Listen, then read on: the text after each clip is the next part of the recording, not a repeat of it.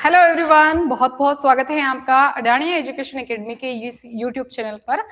तो बहुत दिन हो गए भाई, लाइव भी नहीं आ पाए, ना कोई क्लास ले पाए क्योंकि कुछ क्लासेस की वजह से बिजी थे। और आज मैं आपके लिए बहुत बड़ी खुशखबरी लेकर आई हूँ। उसी खुशखबरी लाने के लिए भी हम लोग थोड़े बिजी थे। खुशखबरी ये है कि जो नोट्स पहले केवल ऑफलाइन के क्लास के विद्यार्थियों और जो ऑनलाइन क्लास के विद्यार्थी जो कि हमारा कोर्स परचेज करते थे, उन्हीं को जो नोट्स उपलब्ध हो पाते थे, आज वही नोट्स मार्केट में भी उपलब्ध हो गए हैं। बहुत सारे बच्चों की डिमांड थी भाई, बार बार मैसेजेस कॉल आ रहे थे, कई दिनों से आ रहे थे कि ये नोट्स कब मार्केट में आएंगे, कब मार्केट में आएंगे। तो अब आपका इंतजार बिल्कुल खत्म हो चुका है। ये नोट्स आपके मार्केट में उपलब्ध हो चुके हैं। आप कहीं भी आपके आसपास में जो भी बुक स्टोर है वहां पर आप संपर्क कर सकते हैं, ठीक है। और आप ऑनलाइन ऑर्डर भी कर सकते हैं। सबसे पहले मैं खासियत बता देती हूँ इन नोट्स की, और इनके बारे में आज हम फुल डिटेल में चर्चा करने वाले हैं। इन नोट्स में आपको मिलेगा क्या क्या और ये क्यों आपके लिए इंपॉर्टेंट है इतने। सबसे पहले तो देखिए आप कि ये आपके सामने ये नोट्स की जो बुक है, बुक का फोटो है, और मैं आपके लिए ये वाली बुक जो है वो लेकर भी आई हूँ। ये बुक आपको मिलने वाली है, ऐसी एक नहीं आपको दो बुक्स मिलने वाली हैं। अब हम बात करते हैं इस बुक की खास विषय के बारे में कि भाई ये किस टॉपिक पे है, क्या है इन नोट्स के अंदर। बायोलॉजी बच्चों को बहुत ही हार्ड लगने लग गई है, पता नहीं क्यों। लेकिन एनसीईआरटी को पढ़कर ऐसा लगता है बच्चों को कि एनसीईआरटी एक तो बहुत ज्यादा शॉर्ट में है, और इसके अलावा उसमें लैंग्वेज जो है वो बहुत ज्यादा हार्ड है। बच्चों को लगता है ऐसा, कई बार कंप्लेंट भी आती है कि मैम इसमें एनसीईआरटी में कुछ त्रुटियां भी हैं जो इंग्लिश मीडियम वाली एनसीईआरटी में नहीं है, हिंदी वाली जो एनसीईआरटी है उसके अंदर है ना। और कई बार बच्चे बोलते हैं कि शॉर्ट में है, हार्ड लैंग्वेज है, नहीं समझ में आ रहा है, क्या करें। तो ये समस्या का समाधान हमने कर लिया है, क्योंकि उन्हीं नोट्स को, एनसीईआरटी के जो बायोलॉजी के नोट्स हैं उनको हमने आसान भाषा में हैंड रिटन द्वारा नोट्स बनाए गए हैं, जिसमें आपको, अगर आप एक बार इन नोट्स को पढ़ते हैं तो ये मेरी गारंटी है कि आपको किसी टीचर की जरूरत नहीं पड़ेगी, आपको कोई कोचिंग लेने की जरूरत नहीं पड़ेगी, आपको किसी अलग से बुक पढ़ने की जरूरत नहीं पड़ेगी। केवल ये नोट्स आपके लिए इनफ है। क्योंकि जब आप देखेंगे कि प्रत्येक एग्जाम में, अगर कोई भी एग्जाम है जिसमें बायोलॉजी का कोई पार्ट आया हुआ है या इससे रिलेटेड कोई टॉपिक है, ठीक है, 12th बायोलॉजी का कोई टॉपिक है, तो आप देखेंगे कि उसमें ज्यादातर क्वेश्चन जो है इन नोट्स से डायरेक्ट लाइनों से उठाए गए हैं। या यूं कहूंगी, अच्छा मैं ये नहीं कह रही हूँ कि वो नोट्स जो है वो यहीं से उन्होंने देख देख कर बनाए हैं, बट आप देखेंगे कि लाइन टू लाइन उनके अंदर इस टाइप से क्वेश्चन आए हुए हैं, ठीक है। चलिए इन नोट्स के बारे में मैं आपको जानकारी दे देती हूँ। ये नोट्स जो है आपको यहाँ पर मिलेगा संपूर्ण एनसीईआरटी विस्तार, जीव विज्ञान के संपूर्ण एनसीईआरटी विस्तार के नोट्स हैं, कक्षा 12 के हस्तलिखित नोट्स हैं, नीट के लिए, स्कूल व्याख्याता के लिए बहुत इंपॉर्टेंट नोट्स हैं। और एक बात और, ये केवल नीट के लिए या स्कूल व्याख्याता के लिए नहीं, कक्षा 12, नीट, स्कूल व्याख्याता, या फिर आप कोई भी अदर एग्जाम्स ले लो, आप सेकंड ग्रेड ले लो, थर्ड ग्रेड ले लो, या कोई भी अदर एग्जाम जिसके अंदर बायोलॉजी का पोर्शन आता है, उन सभी एग्जाम्स के लिए बहुत इंपॉर्टेंट है। ये कहूं कि रामबाण साबित होने वाले हैं ये नोट्स आपकी एग्जाम की तैयारी के लिए। अगर आप पूरा बायोलॉजी पे कमांड बनाना चाहते हैं, एक बार इन नोट्स को जरूर परचेज करें। अब आप देखिए इन नोट्स की खासियत क्या है, इनमें मैं आपको कुछ चीजें बता देने वाली हूँ। आज मैं पीडीएफ लेकर आई हूँ आपके लिए इन नोट्स की। ये देखिए, आपको लेखक का यहाँ पर नाम मिल जाएगा, है ना, और पुस्तक परिचय आप देख ही लेंगे। ये नोट्स खुद मैंने तैयार किए हैं, हाथों से लिखकर तैयार किए हैं, ठीक है ना, कोई टाइपिंग वाइपिंग नहीं है इसमें। हाँ, जो इंडेक्स है वो आपको जरूर कंप्यूटर से टाइपिंग किया हुआ मिलेगा। यहाँ पर इंडेक्स दे रखा है, सबसे पहले आपको इंडेक्स मिलेगा, उसमें अध्याय दे रखे हैं, अध्याय के नाम दे रखे हैं और पृष्ठ संख्या दे रखी है। अब आपको कहोगे इसमें नया क्या है, वो तो सभी में मिलता है। अरे कुछ खास बात बताने वाली हूँ यहाँ पर मैं, इसीलिए मैं इंडेक्स भी आपके सामने लेकर आई हूँ। खास चीज ये है कि आपको पता है कि जो पुराना एनसीईआरटी के जो चैप्टर्स थे, कुछ चैप्टर्स को उसमें हटा दिया गया था। जैसे कि सबसे पहला जो चैप्टर था, है ना, उसका नाम था जीवों में जनन, रिप्रोडक्शन इन ऑर्गेनिज्म, वो चैप्टर हट चुका है। लेकिन आज भी कई कंपटीशन एग्जाम्स में उस चैप्टर से क्वेश्चंस पूछे जाते हैं, तो वो चैप्टर हमने इस नोट्स के अंदर रख रखा है।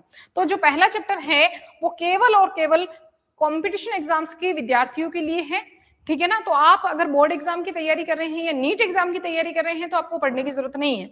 वैसे पढ़ लोगे तो भी नुकसान नहीं है, क्योंकि इसमें आपको फुल डिटेल में मिलेगा जनन क्या है, जो सेक्सुअल रिप्रोडक्शन है और असेक्सुअल रिप्रोडक्शन है जैसे लैंगिक जनन, अलिंगिक जनन, वो क्या होते हैं, इनकी विशेषताएं क्या है, कितने टाइप के होते हैं, कौन कौन से जीवों में कौन कौन से प्रकार का जनन पाया जाता है, कायिक जनन, वेजिटेटिव प्रोपेगेशन, आज की सबसे बड़ी समस्या बच्चों की, है ना, कंफ्यूज ही रहते हैं कि यार कायिक जनन क्या है और अलैंगिक जनन क्या है। वो सारी सिस्टम, वो जो जितनी भी चिंताएं हैं वो भी आपको इस चैप्टर में खत्म हो जाएगी, क्योंकि फुल डिटेल में समझा रखा है, उसको इजी भाषा में समझा रखा है। ठीक है, तो आप, ठीक है, आप अगर बोर्ड विद्यार्थी हैं, बोर्ड एग्जाम के विद्यार्थी हैं तो नहीं पढ़ेंगे तो भी चलेगा, आपका चैप्टर यहाँ से स्टार्ट हो जाएगा। इसमें आपको सारे चैप्टर्स के नाम दे रखे हैं।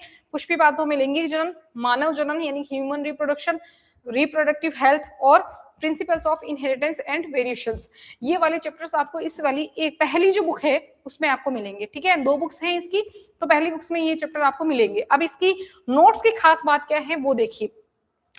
खास बात ये है भैया कि सबसे पहले आपको जो चैप्टर स्टार्ट दिखेगा, कुछ ही पेज लेकर आई हूं मैं, फुल सारे के सारे पेज तो नहीं लिखे आई हूं मैं, है ना, क्योंकि अब पूरी बुक यहाँ पर लेके आ जाती तो उसको समझाते समझाते तो मुझे 2-4 दिन लग जाते हैं, है ना, तो कुछ ही पेज लेकर आई हैं। यहाँ पर देखिए जैसे कि फ्लावर, पुष्प, है ना, इसका आपको डायग्राम देखने को मिलेगा। पहले आपको डायग्राम दिखाया जाएगा, उसके बाद में आपको इजी लैंग्वेज में फुल इसके डिटेल में नोट्स मिलेंगे। ठीक है, अच्छा, अब यहाँ पर खास बात ये है कि इसमें हिंदी के साथ साथ में जो हेडिंग होगी ना, उसमें हिंदी के साथ साथ में इंग्लिश वर्ड भी लिखा होगा।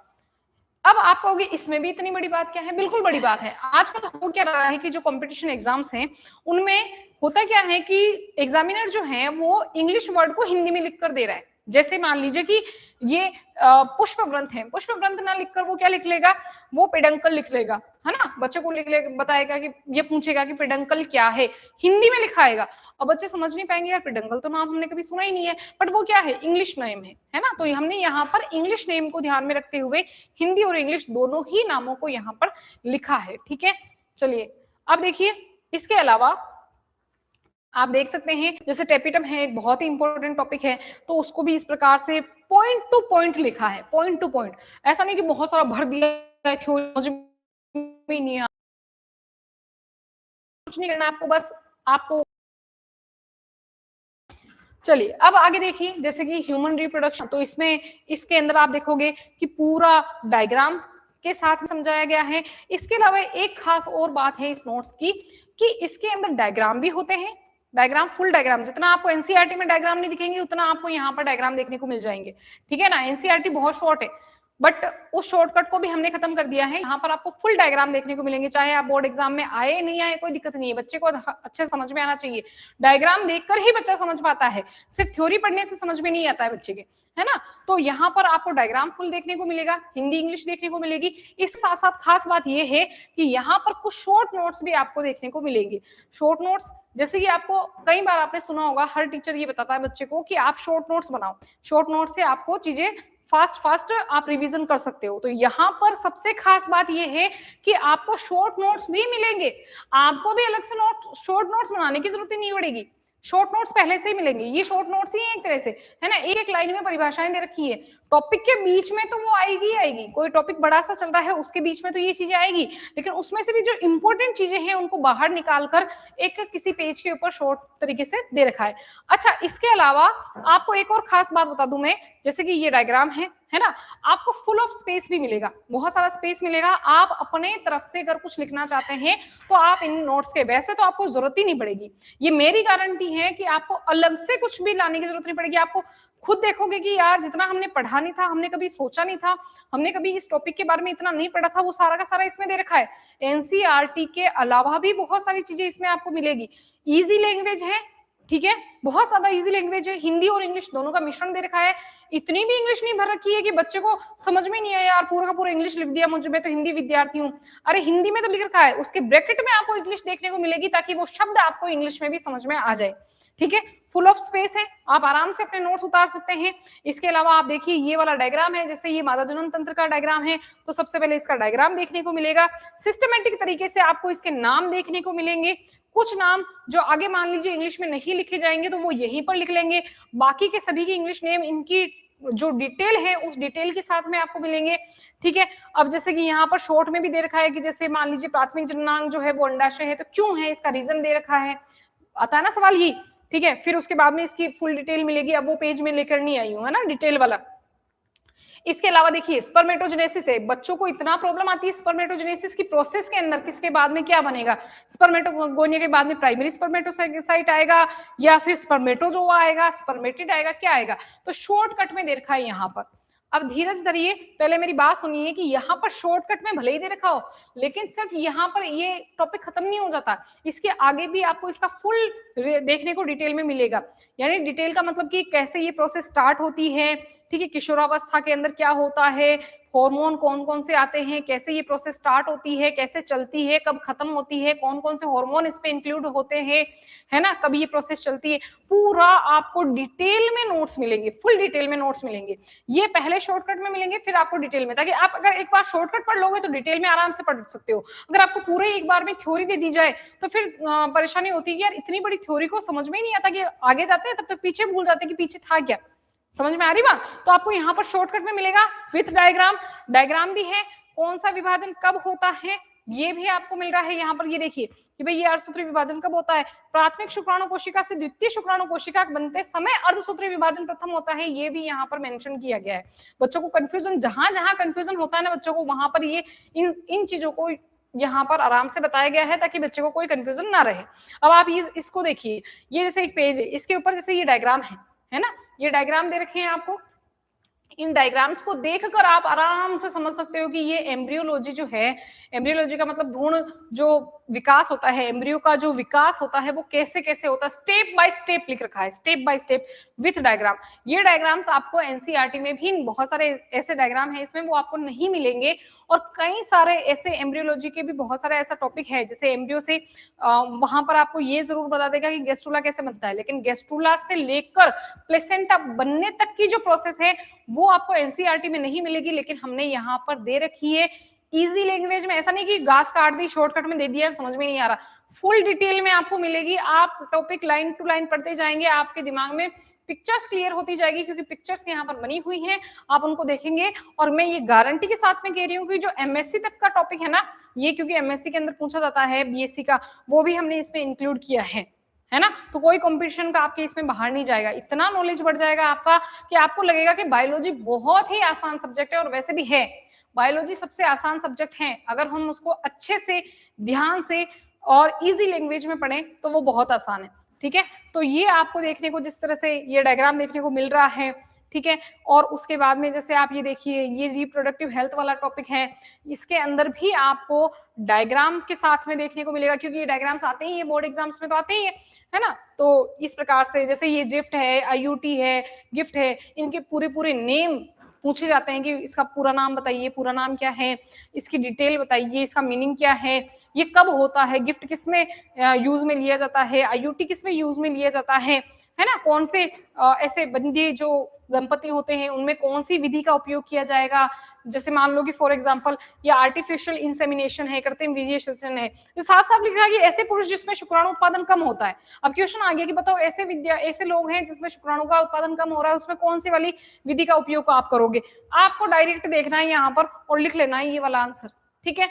चलिए आगे देखिए आप, ये देखिए अभी थर्ड ग्रेड का एग्जाम जब हुआ था, है ना, तो थर्ड ग्रेड एग्जाम के अंदर ये सवाल आ गया था कि जो अपने क्रॉसिंग ओवर होता है, क्रॉसिंग ओवर के अंदर जो प्रोसेस होती है वो कौन से गुणसूत्र के बीच में होती है, समजात गुणसूत्र के नॉन सिस्टर क्रोमेटिड के बीच में, असमजात गुणसूत्र के सिस्टर क्रोमेटिड के बीच में, समजात गुणसूत्र के सिस्टर क्रोमेटिड के बीच में, है ना। ये इस प्रकार से कंफ्यूजन हो गया था, बच्चों को समझ में नहीं आया यार, मतलब ये तो पूरा ही गड़बड़ हो गया है। अब आपको बस कुछ नहीं करना है, यहाँ पर नोट्स उठाने हैं, यहाँ पर आप देखोगे कि जीन विनिमय वह घटना है जिसमें समजात गुणसूत्र के नॉन सिस्टर क्रोमेटिड के बीच में जीनों का आदान प्रदान होता है।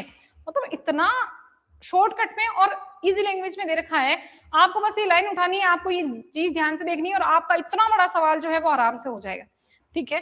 तो ये वाले नोट्स आप देख सकते हैं डायग्राम के सहित, इसमें सारी चीजें दे रखी है। अच्छा, मैंने जो कि क्योंकि आपको बताया ये नोट्स केवल एक बुक में सीमित नहीं है, ये नोट्स 2 बुक्स में सीमित होंगे, आपके 2 बुक्स बनानी पड़ी, क्योंकि एक बुक में इतना सारा मैटर नहीं आ सकता ना। एक बुक में हम सारा मैटर डाल देंगे, वो मोटी हो जाएगी, फिर फट जाएगी, तो ये भी विद्यार्थियों के लिए परेशानी की हो सकती है। इसलिए हमने छोटी छोटी 2 बुक्स बनाई हैं। हालांकि इतनी भी छोटी नहीं है वो, लेकिन आपने साइज वगैरह भी मैंने दिखाया था। ठीक है, अभी मैं दिखा देती हूँ आपको एक बार फिर से कि ये वाली बुक्स जो है ये रहने वाली है, इसकी इतनी सी मोटाई आएगी, और ये आप देख सकते हो फ्रंट से, और ये पीछे से भी आप इस इन नोट्स को देख सकते हो। तो ये इतनी हमने बुक्स बनाई है ताकि बच्चा आराम से उसको, है ना, ले पाए हाथ में, आराम से पढ़ पाए।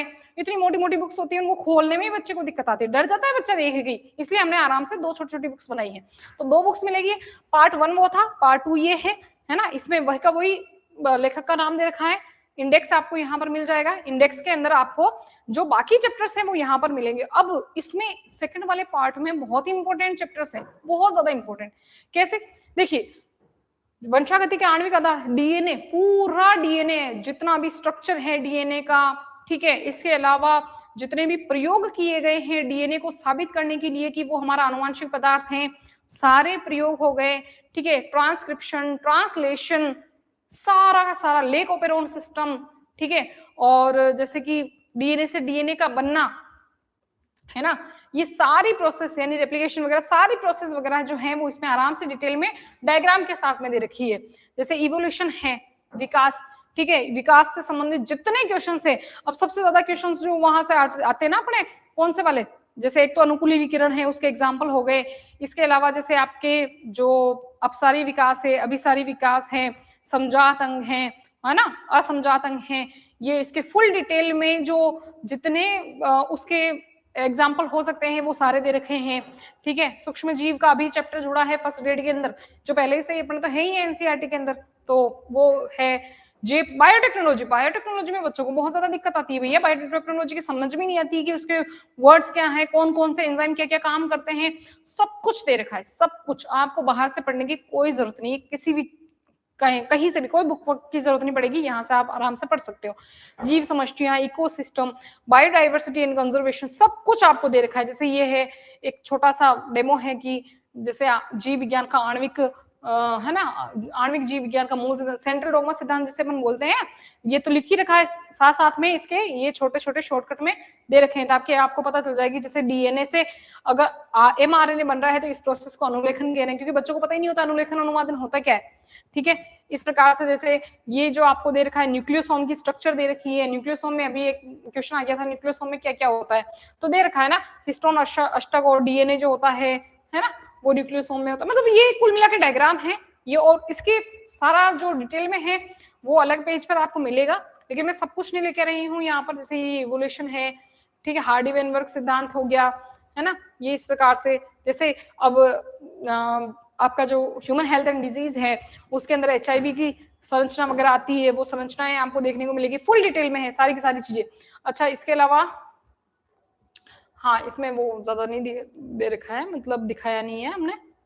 ठीक है, ये शॉर्टकट में जैसे जैव प्रौद्योगिकी शब्द किसने दिया था, है ना, भारतीय जैव प्रौद्योगिकी जनक, हर एक चीज मिलेगी। अब आप ये ना सोचे, ये देखिए जैसे ये प्लाज्मिड है, प्लाज्मिड के बारे में पूरा फुल डिटेल, प्लाज्मिड के बारे में, प्लाज्मिड क्या होता है बच्चों को ये नहीं पता होता है, तो फुल डिटेल में ये आपको दे रखा है। इसके अलावा ये जो मिल्बेडोगाइन इनकोग्निशिया जो है ना, एक प्रकार का निमेटोड, वो उसके बारे में फुल डिटेल से यहाँ पर दे रखा है। और जैसे ये पारिस्थितिकी इकोलॉजिकल हेरिटेज जो है वो दे रखा है। मतलब कुल मिलाकर ये तो सारे टॉपिक हैं, मेरे को आपको बताने हैं कि भाई ऐसे आपको टॉपिक सारे मिल जाएंगे, है ना। आनुवंशिक जैव विविधता, ये जैव विविधता के बारे में है, तो इस प्रकार से नोट्स आपको मिलेंगे। अब इजी लैंग्वेज में आप देख पा रहे होंगे, ये आपको सारे के सारे नोट्स मिलेंगे, है ना, ये इस तरह से। जैसे यहाँ पर देखिए आप, जीव वाइल्ड लाइफ सेंचुरीज हैं वो दे रखा है, कहाँ पर कौन सी है, कौन कौन से इनमें जंतु मिलते हैं, हर एग्जाम के लिए ये इंपॉर्टेंट है। और यहाँ पर कुछ बच्चे वो हैं जिन्होंने इन नोट्स को पढ़कर जो है 100 में से 100 अंक प्राप्त किए हैं, उनकी कुछ बातें हैं जो लिख रखी है। अब अगर आप ये नोट्स मंगवाना चाहते हैं तो आप जो है घर बैठे अगर मंगवाना चाहते हैं तो भैया आप इन नोट्स को इन नंबर पर संपर्क करके मंगवा सकते हैं। इसके अलावा अगर आप जो है बुक स्टोर से खरीदना चाहते हैं तो बुक स्टोर पर भी आपको उपलब्ध हो जाएंगे, ये है ना, मार्केट में आ चुके हैं ये नोट्स। और इन नंबर पे आप संपर्क करके जितने भी और भी अगर आपको कोई जानकारी चाहिए नोट्स के बारे में तो आप ले सकते हैं। ठीक है, आपको डेमो के लिए मैंने आपको कुछ नोट्स की फोटोज दिखा रखी है, विश्वास कीजिए ये नोट्स आपके लिए सबसे बेहतर साबित होने वाले हैं। आप जब इन नोट्स को पढ़ोगे तो आपको फीलिंग आएगी कि यार अब जाकर हम बायोलॉजी पढ़ रहे हैं, मतलब इतना डिटेल में, इतना इजी लैंग्वेज में, मतलब एक खेल खेल में पढ़ाई हो रही है। ठीक है, आज के लिए इतना ही, बाय बाय।